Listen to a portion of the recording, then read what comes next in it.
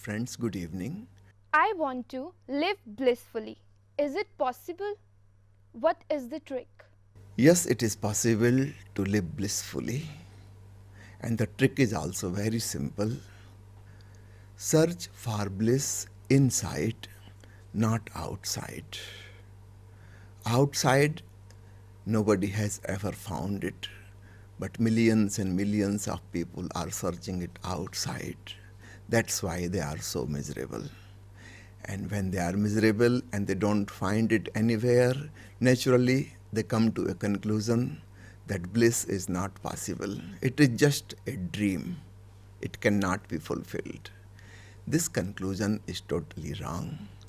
They have not tried to search it in themselves. That's why your question, is it possible? Yes, it is definitely possible, 100% possible.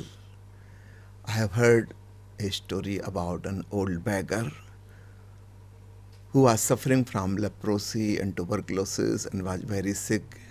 And the villagers told him to live outside the village so this infection does not spread to other people. So almost 10 years he lived out of the village on the bank of a river under a tree. And he was very, very sick. One day he died. People of the villages thought that this person has made the ground also dirty. In last 2 years, he was paralyzed and unable to walk. So they thought, after burning his body, that they should clean the ground under the tree, want to purify the ground. So they thought we should remove some clay, some dust from here. And they started digging just 2 inches below where the beggar used to sit. They found a great treasure, a big golden pot filled with diamonds. It was worth billions and billions of rupees.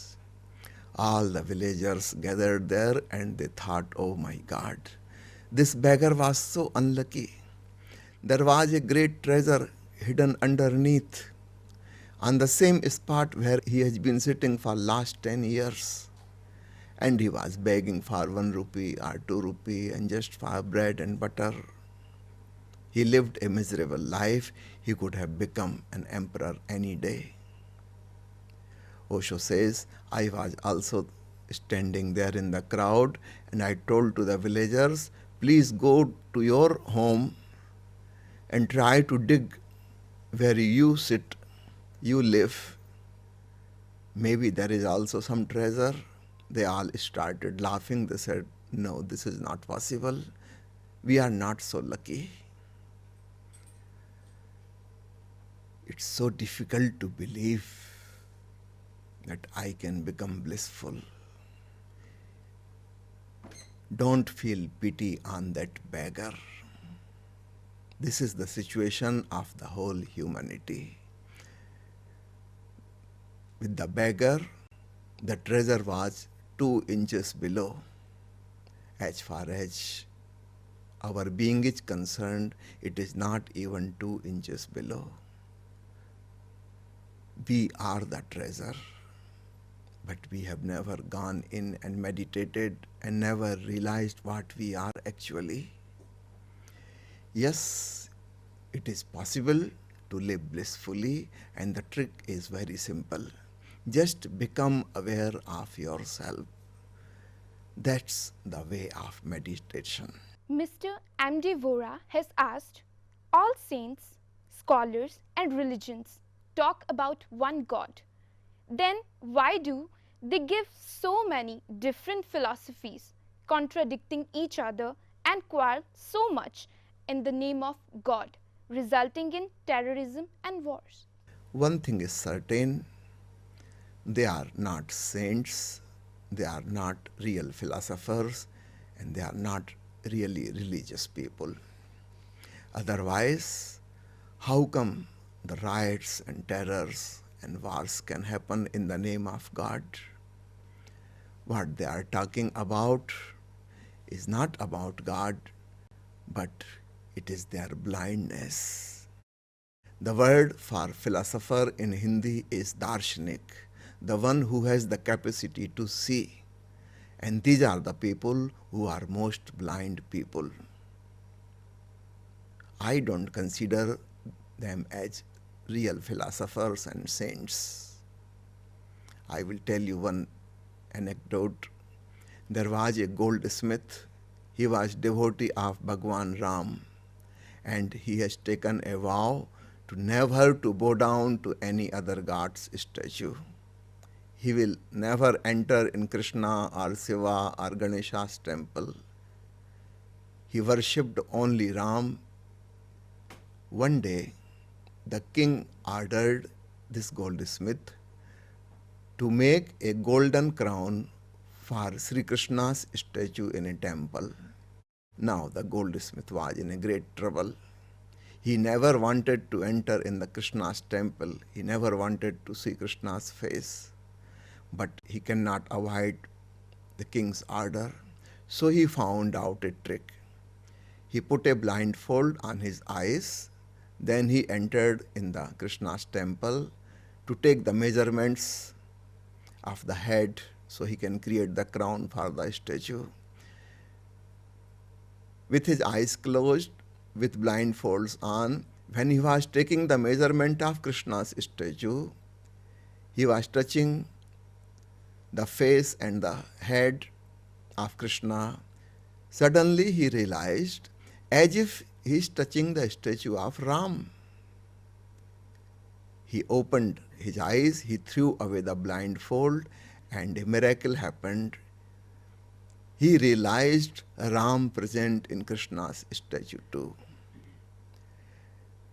I don't know how true is this story, but I'm certainly can say this, that the so-called religious people, the religious leaders, so-called saints and philosophers, they are all having their blindfolds. Their doctrines, their philosophies, their principles, their scriptures, they have all become blindfolds, and they are unable to see the truth, which is definitely one.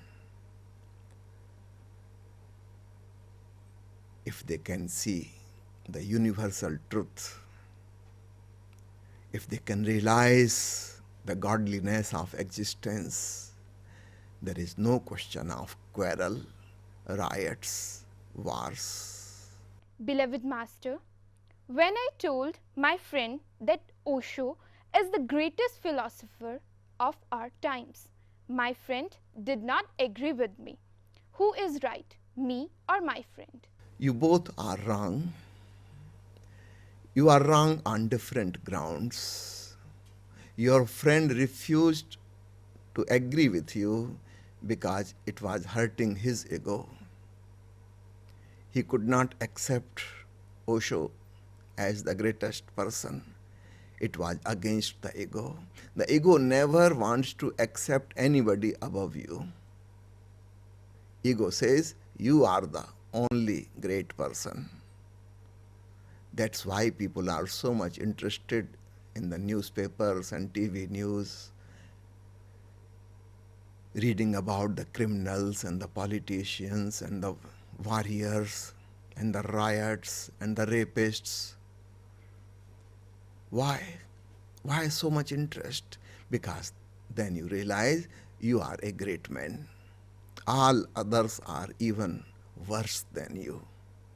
You are the only Mahatma, you are the only saint. So it is very difficult for the ego to accept that somebody is above you.